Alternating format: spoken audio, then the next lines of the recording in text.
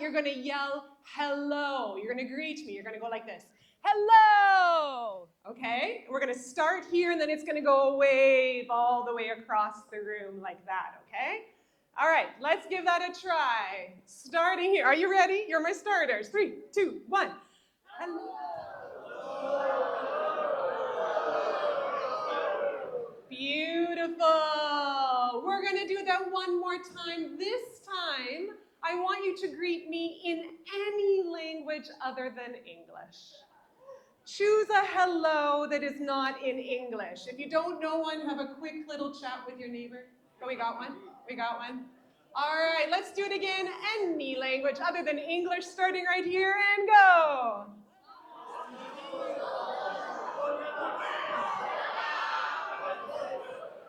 Beautiful. I would love to record that and analyze it and figure out what we all just said.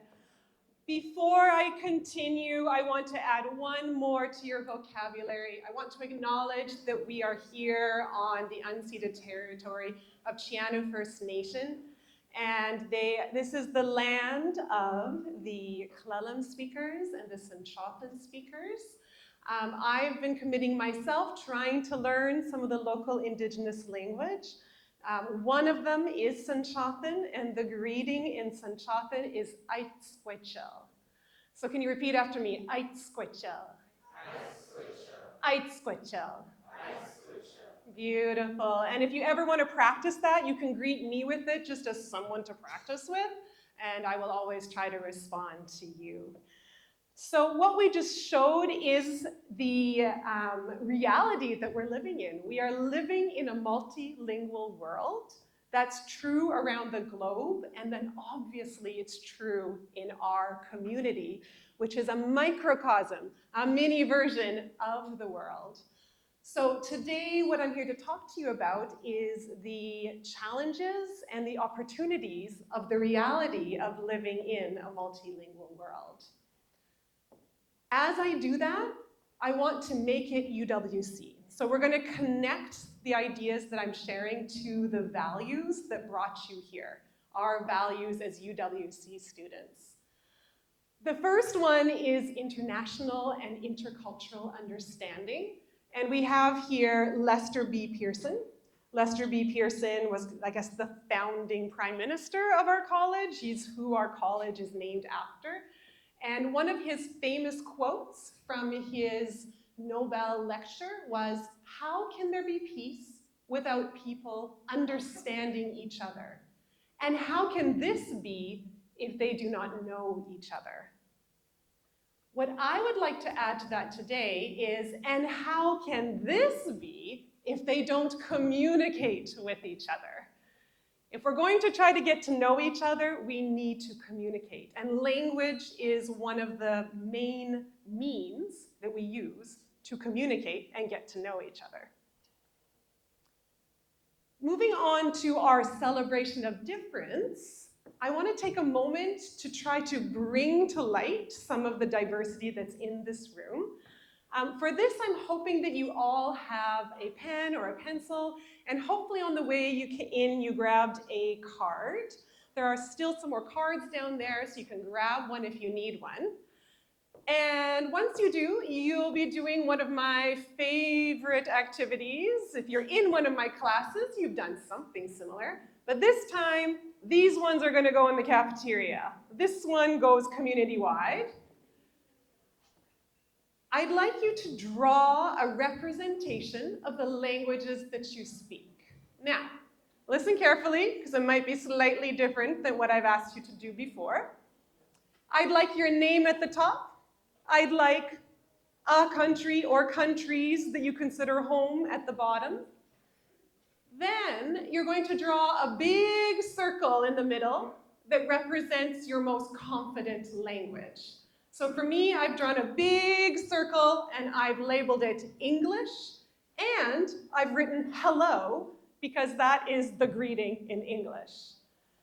My second most confident language is Japanese, so I've drawn a slightly smaller circle for that, and I've written konnichiwa. Then I have my French, bonjour. This is my high school French, followed by my Spanish, hola, which only functions when I'm actually in a Spanish-speaking environment. And then at the very bottom, I put a very small dotted circle for my new challenge of really wanting to learn Sanchothan. So that's why I decided to add it with some dots around it. Okay, so you are labeling the languages also with the greetings, all right? So take a moment to do that. Great question. How do you represent sign language? You have to draw the letters, which is going to be a real challenge. Just do your best. Same if your language does not have a written alphabet, then you might just have to use something like the English alphabet to represent the sounds. And finally, you might choose to write the greeting in the original script of the language. For example, in Japanese, I could have written konnichiwa in the Japanese characters, but if you could also add some kind of a phonetic version of it, the reason why is I'm hoping people are actually going to look at these and maybe learn them. So it'd be really helpful for accessibility if you write it in a way that we can all try to read. When we're ready now, what I'd like to do is to do a form of introduction that I find very useful in raising to the surface the linguistic diversity of a community. We're so used to saying, hello, my name is Kim, I'm from Canada, I use she, her pronouns. What I'd like to add today is let's also introduce with our languages today, because that's what we're talking about. So I'd like to ask for a few volunteers in a moment to stand up, and what you'll do is you'll introduce yourself, saying your name, where you're from, your pronouns, and then do this. I speak this much English, this much Japanese, this much French, and this much Spanish, okay? Let's get a few volunteers to show the linguistic diversity in the room. Who is ready to share? Raise your hands. Okay, I see Felipe. I know this much Dutch, this much English, this much Spanish, French, and papiamento. Beautiful, thank you, round of applause. Hi everyone. Hi. I use he, him pronouns and I'm from Ukraine. So I speak Ukrainian that much, English that much, German that, and French. Beautiful, thank you, you guys. My name is Meredith. I speak Portuguese, English, French, Spanish, Japanese. Okay. So let's do something with these languages. What I'm going to ask you to do now is to find someone who speaks a language, who has a different big circle than you do, all right? At Pearson, you probably don't have to go far. It's probably the person next to you or behind you. I'd like you to teach each other your languages, getting ready to introduce yourself in that new language. Learn hello, my name is, I am from, and thank you, okay? You've got 1 minute. Find someone, learn something.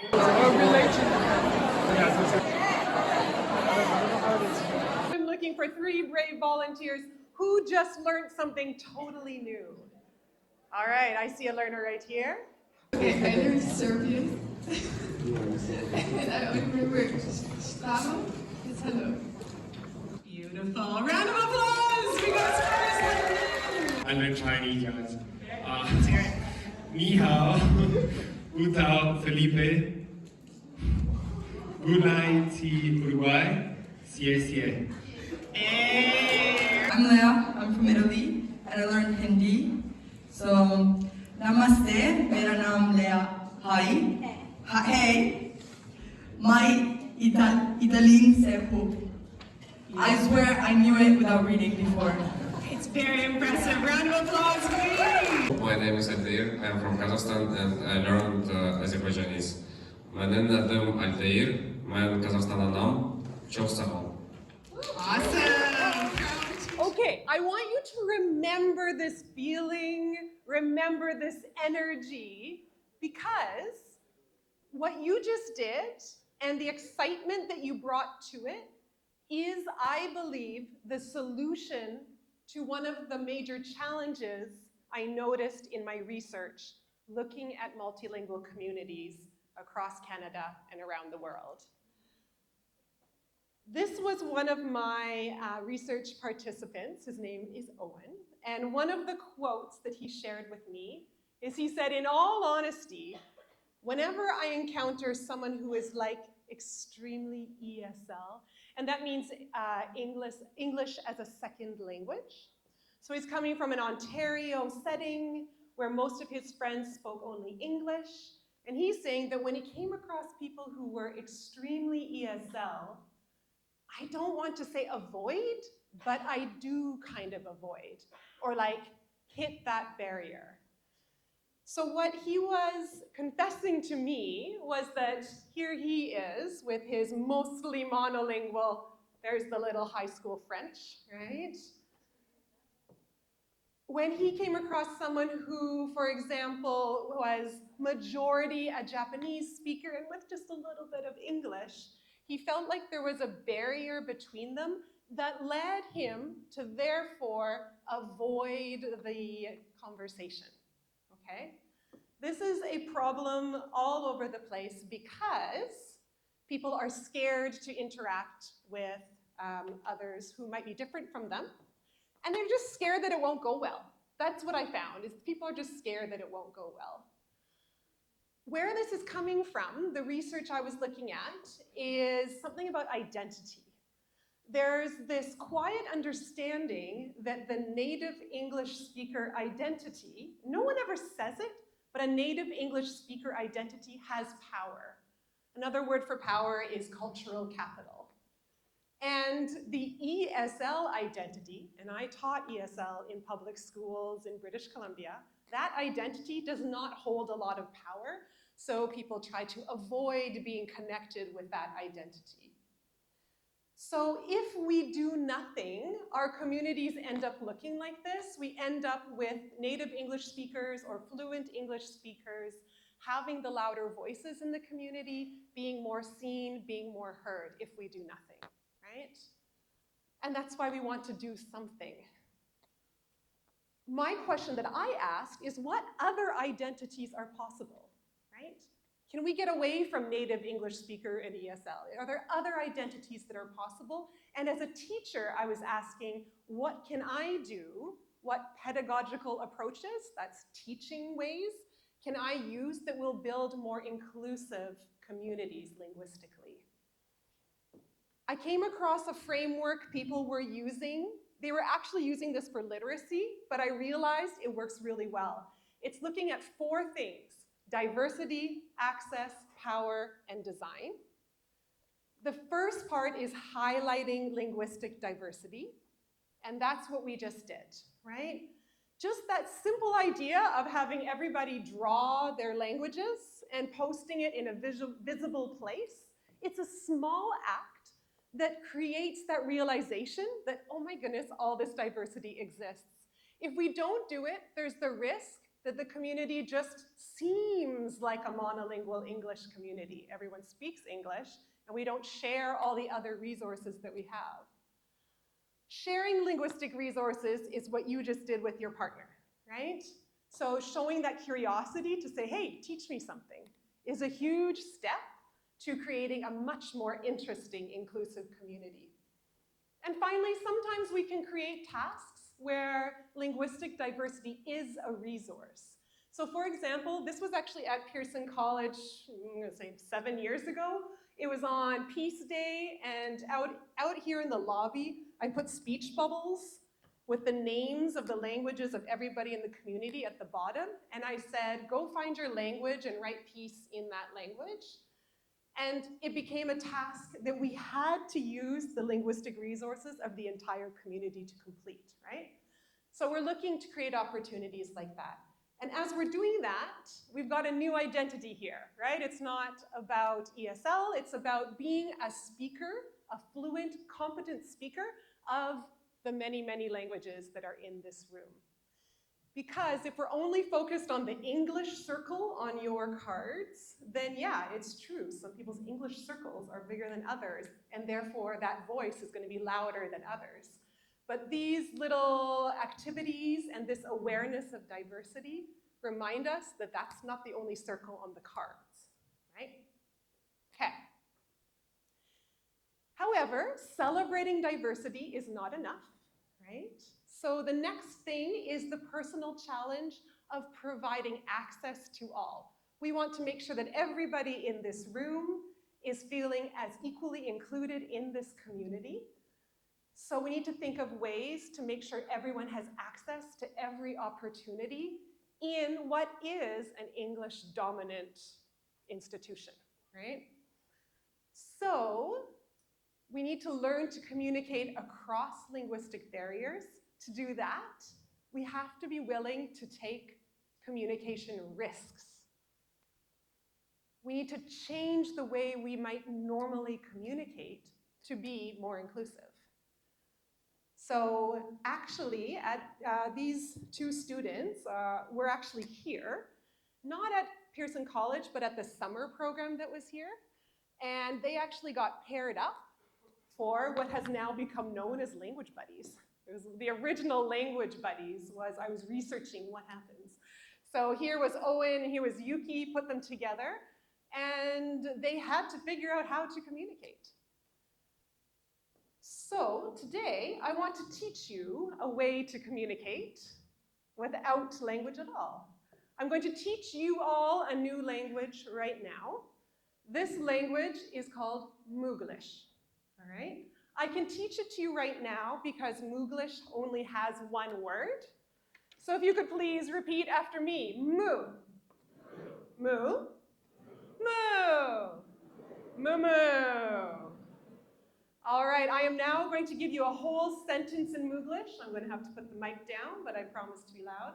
I'm going to say it to you in Mooglish. I want you to say it back to me in English. Let's practice translating. Moo. Moo, moo.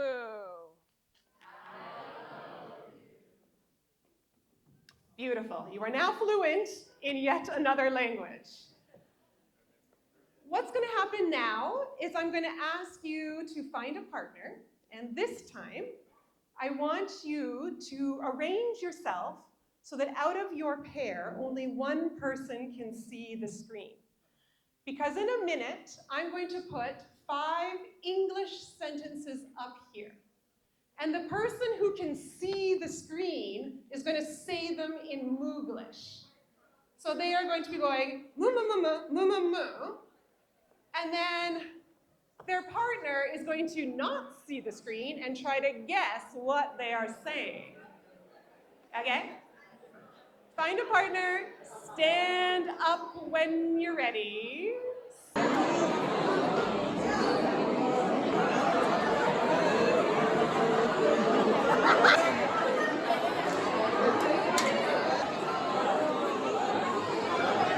So first, I apologize for number 5, but I had to put something in for our higher level Mooglish speakers to challenge them. Did anybody get number 5? Mooglish HL. Oh my, that makes sense. Yeah, okay. Laura got it. Who else? Oh, okay, we got a crew of HL here. Can someone show us how they did it? Moo, moo, moo. And she got it with that. Amazing. Which is going to get to one of my main points. Let's just unpack in general, how did you do Mooglish in general? What skills were you using in general to make this work? Starting right here. Reinforcing a lot anything that is done correctly and just like rewinding whenever there is an error. Using your body, right? Body language, gestures. I saw some great I am stronger than yous. Those were beautiful. Like, yes, the Mooglisher was doing a great job, but the guesser was also doing an amazing job. And that's something we want to remember in communication, is it goes both ways. So yes, we have the skills of gesture, of intonation, facial expressions. These are all very helpful to create meaning in our first language, but especially when we have multiple languages we're trying to communicate across. Clear and concise communication, and I think that also Guillerme's idea of being clear about which parts are right and then redoing the parts where communication was missed. Attitudes, creativity, right? You mentioned charades, right? You need to be creative. Trying to do the same thing over and over again might not create the meaning that you're trying to, but perseverance of not giving up and being flexible to try different things is how we communicate across languages. The value of mutual responsibility and respect is what this all comes down to. Sharing the communicative burden. So if someone is trying this hard to speak English, then I am going to try this hard to understand. And that goes for any language, right? When people are trying so hard in producing language, the listeners need to put the equal energy back so that together you are communicating, right? And that's what you did with Mooglish, right? Okay. So those are some of the strategies to create inclusive communication, is when we're facilitating, thinking of how we can use images or gestures or slowing down or creating notes to be inclusive, having open conversations about inclusivity, which is something that we do on campus, and then interventions like language support for each other are different ways that we create access so that everyone is feeling included. The kind of identities that we're playing with here is everyone wants to feel that they're a competent, capable speaker of whatever language they're trying to speak, but also everyone in this room, I hope, is trying to create an identity as someone who is globally inclusive. And this is where I found we have a huge UWC advantage, because most students who are coming here have already self-selected themselves to be curious, to want to know people, to want to be globally inclusive. And then now all we need is to build the skills of how to do that. Today, by the way, I know I'm talking about language and communication, but at any time you can take these ideas and apply them to any differences that we have between each other. All right, we need to talk about linguistic power a little bit. Power is the next topic. I have a question for you. I'd like you to talk with your partner about this. Why is it that we are speaking English here at all? Why are we speaking English here? You know, I often get as an initial answer, well, English is the official language, one of the official languages of Canada. Okay, yes, and yeah, it is one of the national languages. It is also an international language. That's helpful. We'll talk about that in a minute. But how did that come to be? It's not a neutral statement of fact. There's a whole history behind it that can be summarized through the word colonialism. So knowing that English is also an imperial and colonial language, you can prove that very quickly by looking at a map of the British Empire in the 1920s and overlay it with countries that have English as an official language. Yeah, it's quite clear that there is a connection. Yeah, it's not a neutral fact, so we have to remember that when we are working in a multilingual environment, that the fact that we are speaking English is not neutral, right? Which brings us to a conversation around the idea that, yeah, English is this international language now.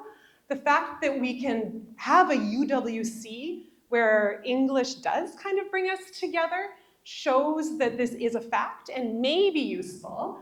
So let's unpack advantages and disadvantages with your partner. What is good and what is bad about the fact that we're living in a world where we have this single language, English, having a pretty wide dominance?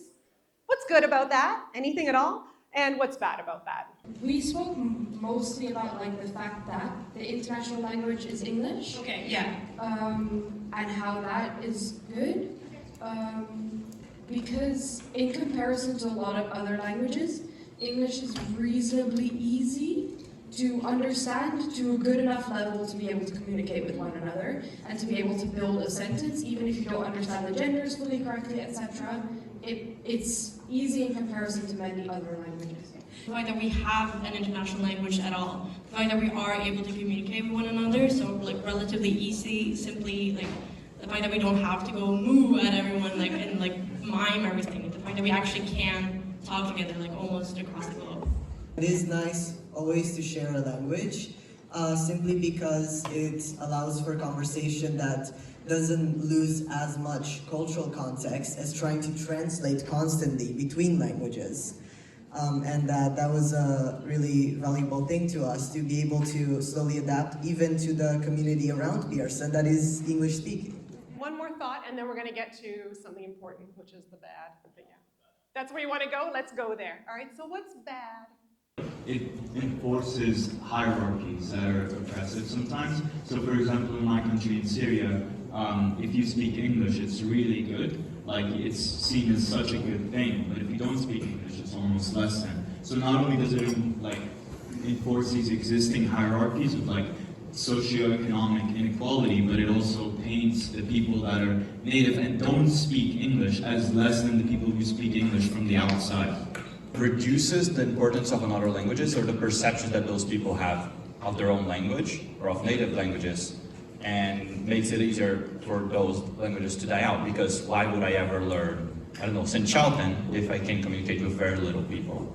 Language you speak shapes the way you think, and I think having so many people speak English means that we speak and we think in a more kind of imperial colonial way.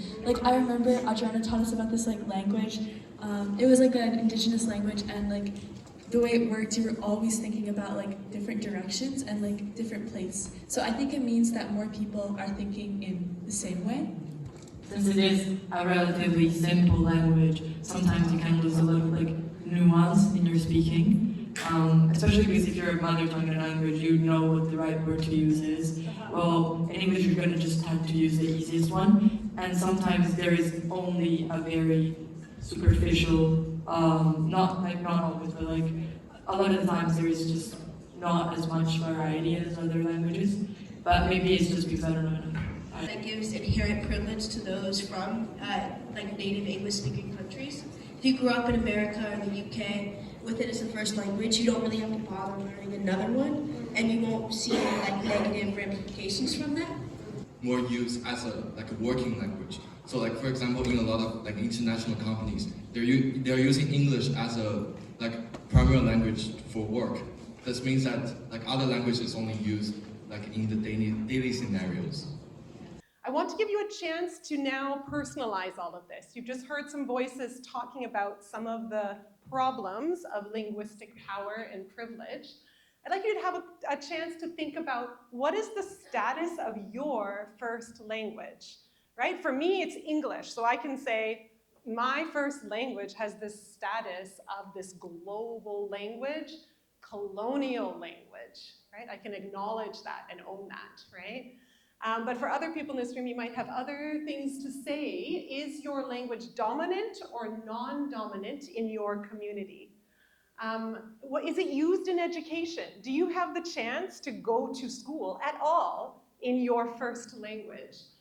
Is it encouraged or discouraged? Are parents wanting their kids to learn your language, or are they not? Is it welcomed or not welcomed in communities?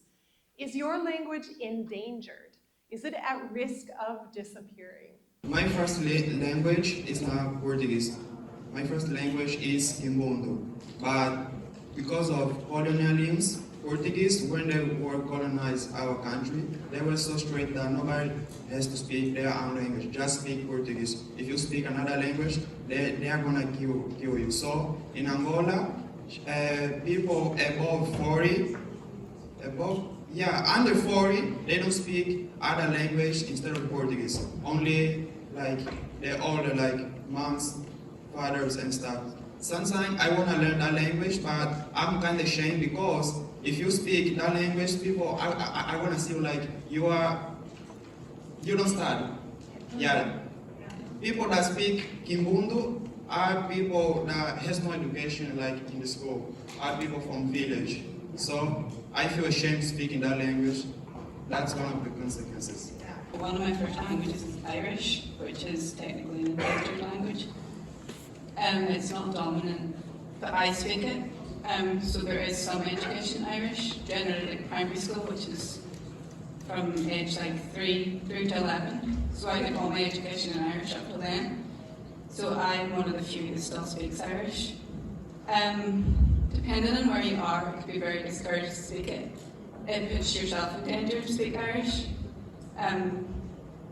Like I would never be ashamed to speak Irish, but depending on whereabouts I am around my house, like I go to school and across the road there's another school. I could never speak Irish across the road for like I would be jumped basically. So like, and back when like Ireland was colonised, you would be killed for speaking Irish. So that's why it's staggering. My first language is Ife, and in my country, Ife speakers are really, we're minority in the country. We have a dominant language and French, which is like the official language because of the colonization. And Ife, I understand Ife just because my parents brought me up with it. Otherwise, I wouldn't have spoken like my local language, I wouldn't have known it. And I was not allowed to speak my local language at school at all. And I remember when I was at high school, I was the only one person among like 400 students who speak Ife. In the same country, we're just students from the same country, but among 400 students, I was the only one. And out of classes, I couldn't have like someone to speak with, and it was really bad. Yeah. But if I have the chance to speak my language, I'm not really ashamed of it. I can speak it, and I'm willing to share it if people want to really learn about it. Thank you. My first language is Quechua, that's an indigenous language. The dialect that we have in Cusco is the Quechua Collao. It's also an endangered language. We have a really few people, especially the old people, only speak that. And it's not a dominant language. Spanish in the region, like South America, is the dominant language. Even where I'm from, English is becoming more dominant because Cusco is a very tourist place, so people want to learn just English because of economic reasons. And we don't have Quechua in our curriculum, which is in some communities that are identified as indigenous communities, they can have only 1 or 2 hours per week. Even the law says that all the teachers need to learn Quechua, they don't.